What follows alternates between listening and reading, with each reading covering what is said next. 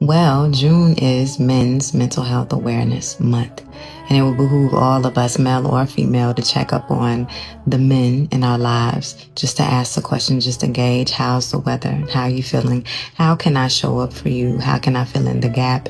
If it's anything that you want to talk about, know that I'm here, or just say, I love you, or send a text of love.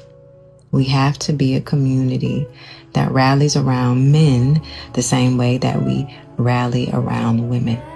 And to be honest, men go through far more in many regards than women do.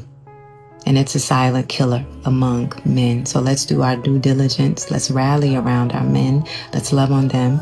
Let's ask the important questions. And even if they're not ready to answer, let them know that you are standing in the gap with prayer, with love, and consolation, because we do need our men.